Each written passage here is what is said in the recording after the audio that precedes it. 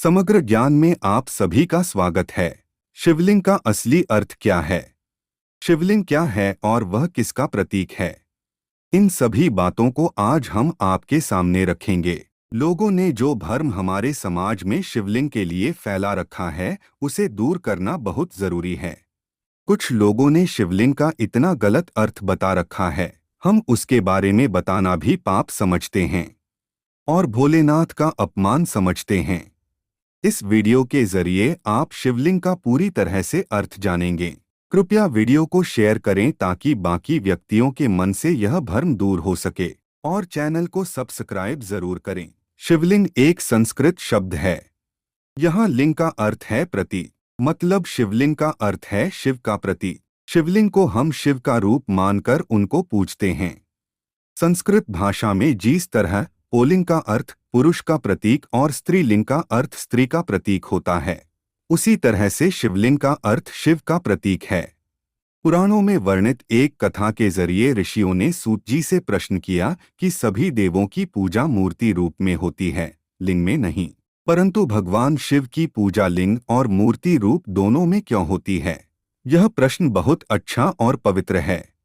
सिर्फ एक भगवान शिव ही ब्रह्मा रूप होने के कारण निराकार हैं। रूप होने के बाद भी उन्हें साकार भी कहा जाता है और इसलिए वे साकार और निराकार दोनों हैं।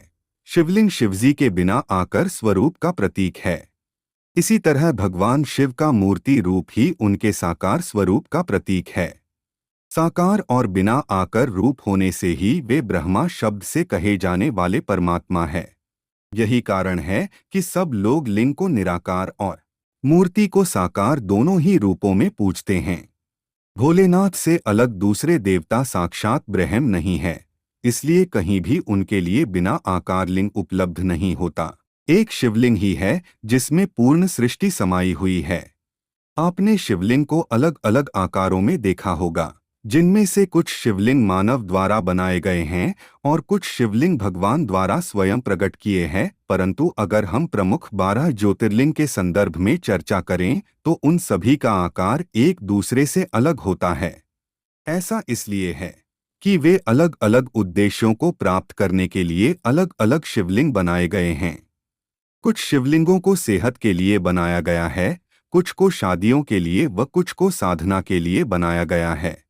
इन सभी बिन आकार रूपी भगवान शिव के प्रति इन लिंगों में एक समानता अवश्य है कि इनकी बनावट अंडे के आकार के जैसे हैं, जो संपूर्ण सृष्टि की आकृति भी है। शिवलिंग स्त्री या पुरुष का प्रतीक नहीं, वे पूर्ण सृष्टि का प्रतीक है। इन्हें किसी एक में बांधकर नहीं रखा जा सकता, क्योंकि यह खुद एक श्रेणी है, सृष्टि का प्रतीक है।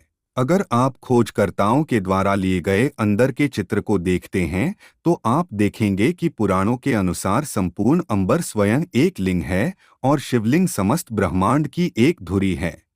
शिवलिंग का कोई अंत नहीं है। शिवलिंग का ना तो आरंभ है और ना ही अंत। सृष्टि में दो ही वस्तुएं हैं, ऊर्जा और पदार्थ। हमारा शरीर पदार्थ से बना है और आत्मा ऊर्जा से। इसी प्रकार सृष्टि के पदार्थ और शिव भक्ति ऊर्जा का प्रतीक बनकर शिवलिंग कहलाता है। सृष्टि की पूर्ण ऊर्जा शिवलिंग में समाई है। असल में शिवलिंग हमारी सृष्टि की ही आकृति है। शिवलिंग के साथ कर्मकांड इसलिए किए जाते हैं ताकि शिवलिंग में अधिक से अधिक ऊर्जा को समाहित किया जा सके और जब हम शिवलिंग के पास बैठे तो हमें उस ऊर्जा का लाभ भी ज्यादा से ज्यादा मिले और हमारी आध्यात्मिकता और भी ज्यादा बढ़ जाए।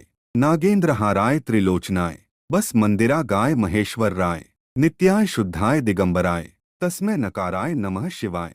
इसका पूर्ण अर्थ ये है, जो शिव नागराज का हार पहने हुए है, 3 आँखों वाले हैं तथा राख को पूरे शरीर पर लगाए हुए हैं, इस प्रकार महान ऐश्वर्य से संपन्न वे शिव नित्य अविनाशी तथा स्वयंभू है। दिशाएं जिनके लिए वस्त्रों का काम करती है, मतलब वस्त्रादि उपाधि से भी जो रहे थे, ऐसे निर्वाचिन उस बिना आकर स्वरूप शिव को हम नमस्कार करते हैं। हमारा उद्देश्य सिर्फ आपके ज्ञान को बढ़ाना ही नहीं बल्कि धर्म के प्रति आपकी जिज्ञासा को बढ़ाना है। अगर हमसे कोई गलती हुई हो तो हमें माफ करें। अब हम मिलेंगे अपनी अगली वीडियो में। जाने से पहले वीडियो को लाइक करें और सब्सक्राइब जरूर करें। धन्यवाद।